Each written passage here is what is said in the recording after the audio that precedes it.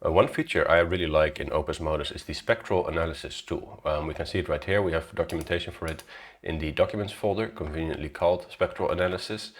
And it explains something about this new window. And this new window we can open with Control Option S. And we can also get it from the menu if we go to View here. So with this, we can basically view our media files or audio files. So if I play something, we get an overview of the basically the frequency content. We can see the peaks here being picked up with those number boxes. And we have this sort of average spectral envelope, this gray line that you see. At the top here, you get some information about the RMS and the position, etc. So with this, we can just play pressing spacebar, or we can click play here. We can rewind. We can change the scale from logarithmic to octaves. We can hide or show the octave lines you see on the background. I actually like it without, it's nice and clean. And if I hold shift, I can select from there, just shift, click and drag to play a specific region. Well, that's all fine and dandy, but what's even nicer is if we click this analyzer button right here. Now we actually get to see the FFT, fast Fourier transform parameters. And we have already in Opusmodus spectral functions, spectral. They've been around for a while, and they will have, you will recognize some of the terminology in this. Spectral analysis, of course, or spectral music is a whole topic by itself. But with this, we make it rather easy to extract this from our audio files without even having to use the functions. So this is really just here for convenience, I should say. So the parameters to quickly go over: the FFT sizes are the numbers of samples used for the transform, and then the window size is the number of samples actually taken from that for analysis.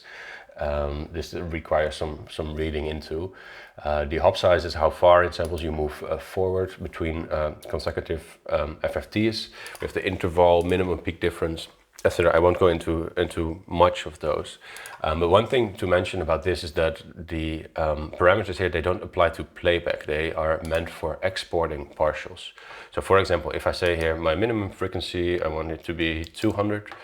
My maximum frequency is going to be 1200, and now I play, and I can press escape, by the way, to clear my selection.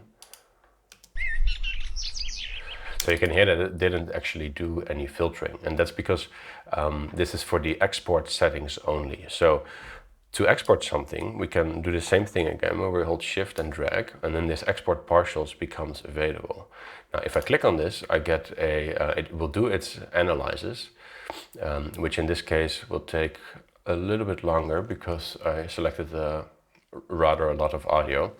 And now it says it exported 360 frames to the library, and it's called SA Birch 3. All right, so we go to the library, and there we have it. And we can see that it is indeed quite a lot what it did. So this is the FFT or spectral data, which we can use for a lot of fun things. Before we go into that though, there's another button right here that you might see is still grayed out, and this is called Resample Rect. And with this, what we can do is we can actually listen to a specific range of audio only. So if I hold Option instead of Shift and I make a selection,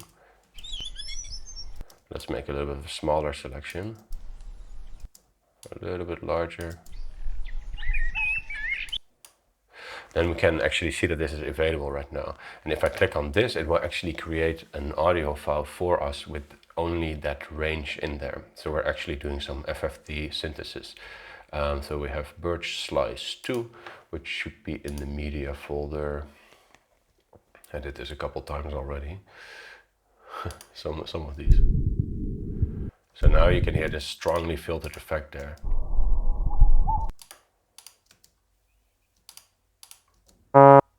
And of course, if you use this and then you load that whole sample again, then you can export the partials, and you can sort of preview the range that you're working in. Although usually I would say that's not necessary. So the reason this is exported to the library is because there's it makes it very easy to import this later again and use this in a score. So I have an example of this. Let's take a look at that. So what you can actually, I'm going to take one step back. Let's actually go first to the library here, here, and let's take one more look at that data, because at the bottom here you can see some quite useful functions to use with this. Obviously this is a lot of data, so what you might want to be able to do is extract some parts of that. So you can only extract like the first part. You can randomly choose 5 of them, or you can set very specific ones.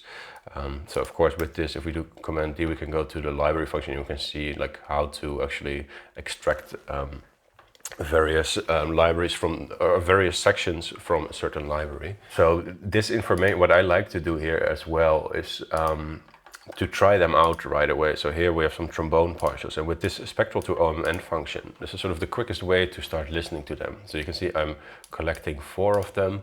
I set the minimum frame size to 8, minimum amplitude could be a little bit higher maybe. The resolution, so this is just the speed, maximum frequency, some ambitus or the range, and some velocity range. A lot of these are optional parameters. Now if I press Command 1 on this, we actually get to listen to our spectral data. I can do 16 notes or a quarter. I can change the range to 7. And I can set the minimum amp higher. So this is like the minimum amplitudes that are being picked up. So the higher I set this, the less I get basically. Let's try 9. So 9 is too high, and then you get pretty much nothing. Let's try 7 also. Alright, so it's somewhere within that range. So that's fun. So I wanted to show you one way to use this to make a score. And this is a very simple score. It's more of a proof of concept. There's actually much more exciting ones. There's this one called Marangona, La Marangona, which uses Marangona partials, which are these bells. I've talked about them before. And this is a very cool, interesting score. Really nice to look at. And this is based on these partials right here. Oh, that's something from me, that's another one. But yeah, take a look at this as an example. It's really nice. For now, for what I did is, let's go to our actually spectral document here on the right side. Spectral to OMN. So what I did here is basically what I showed, and this gave me a list of chords. Kind of intense. Then from this, for my second voice, I'm just finding the root of that. So I'm trimming this to the length of this first region. I set a rhythm here, which is basically a dotted half note and a quarter note, which is of course this rhythm. And then I'm finding the root of this, and this is simply to give me a bass line.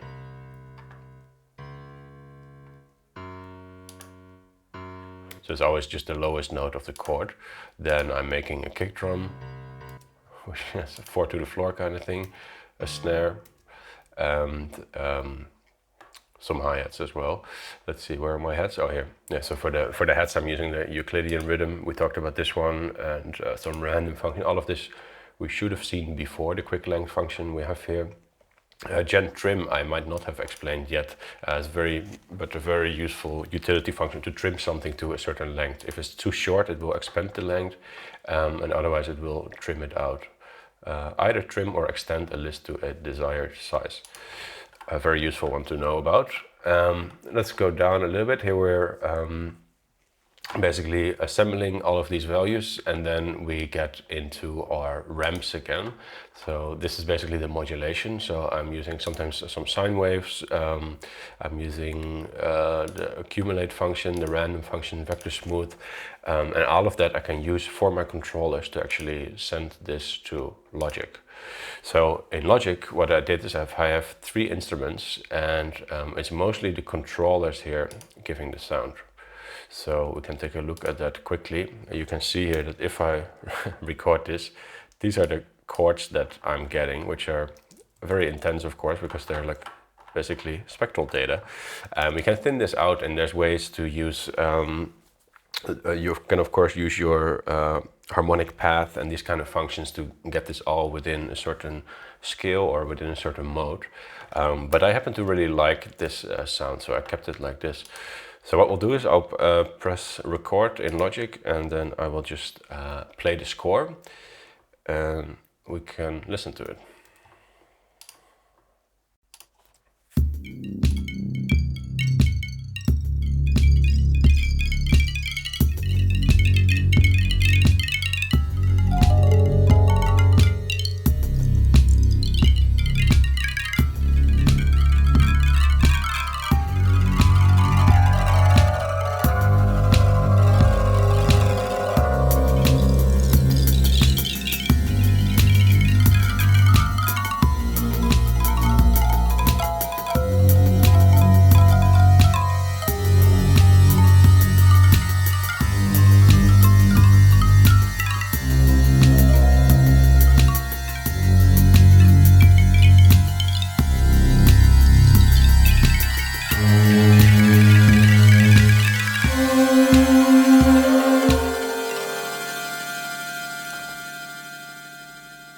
Right, so very, very simple, and I'm using these plucky kind of sounds to dilute the chords a little bit, or make them a little bit less tonal, and then I'm modulating the resonator to create more and more tones as it goes up.